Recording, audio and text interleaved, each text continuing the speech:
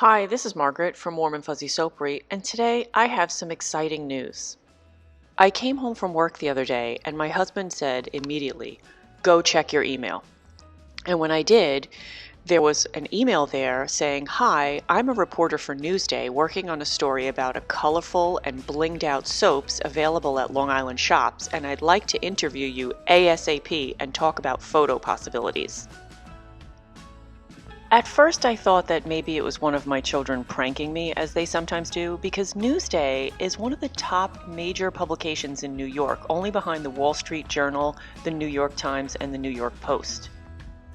I decided to give her a call back anyway, and I'm really glad that I did.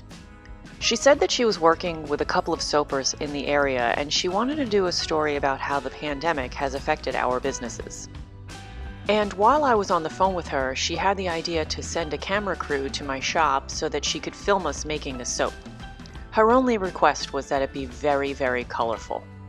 Thankfully, we had just gotten a shipment of new micas from Mad Mica, and I wanted to try some of those because they're really, really bright. I decided to keep it simple and just chose 4 colors to work with. So I made my batter and split it off into 4 colors. The fragrance I'm using is black raspberry vanilla because I know how that performs in soap, and I didn't want to have any kind of mistakes on camera with a camera crew there. This first color is called Tennis Ball Breaker, and I don't think that the camera can do these colors any justice. These are so bright. This next one is called Radioactive.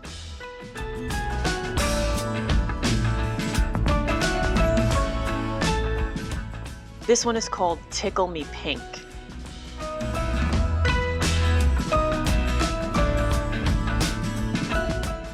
And this last one is called Cheesy Poof. I decided to make a small 6-pound batch of this soap a couple of days before the camera crew came because I wanted it to be kind of like one of those cooking shows.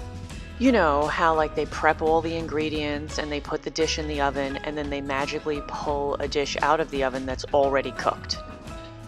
This way, when the camera crew was filming me make the soap, I would have one ready to cut in front of the camera rather than having to have them come back 24 hours later, which they weren't about to do. My design plan for this soap was simple. You know, I wanted to show off what I think I'm pretty good at. So I got my 4 colors ready and I stick blended them until I got to a nice light trace.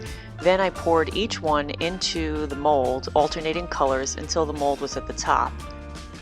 Then I used a hanger tool to make the swirl in it, followed by my signature swirl on top with a wooden dowel.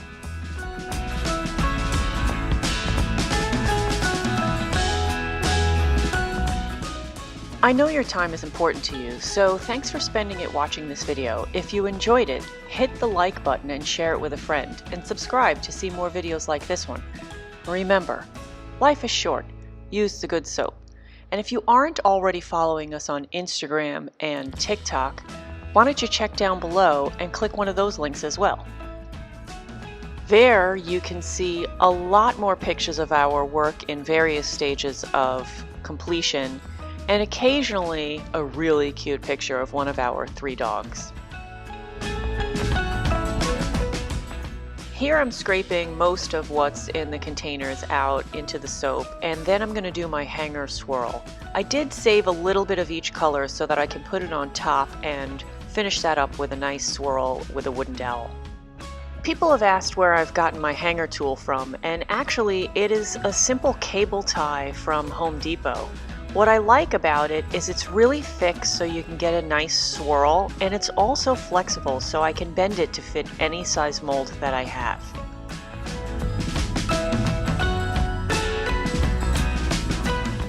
When I scrape the containers out onto the top of the soap, my goal here is really just to get as much of the color all over as I can before I start to swirl it. I just don't want too much of the same color in one part of the top. Let me just say again that these colors are so bright. The camera can't possibly pick up how bright these colors are. I really want to keep these colors as bright as I can, so after I swirl the top, we're going to gel this one in the oven. I don't recommend gelling any soap in the oven if it has any kind of milks or sugars in it. They would tend to overheat. To gel a soap in the oven, we turn our oven on to its lowest setting, which is 170 degrees. Once the oven reaches 170 degrees, we turn it off. We turn the light bulb on and put the soap inside overnight. And try not to make that rookie mistake, which I have made, of going to cook dinner while you still have a soap in there gelling. I am so happy with the top of this soap. It is super, super bright and colorful. I hope the reporter likes it too. When we took the mold out of the oven this morning, I was thrilled that these colors stayed just as bright as they were when I put them in the night before.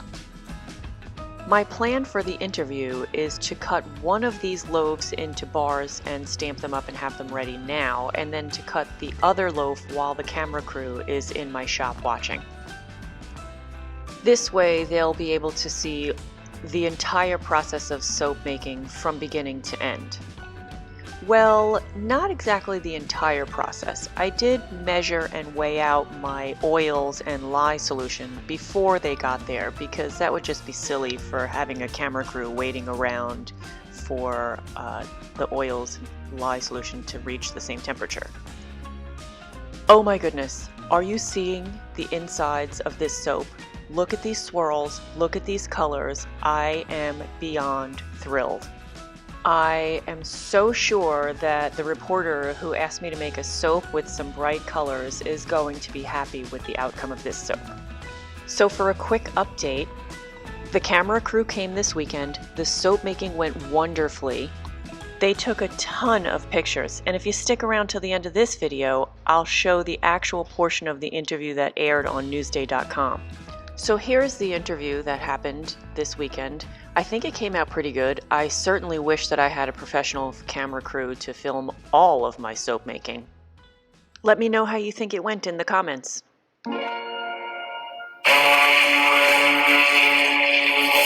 I started researching things to help my daughter's eczema.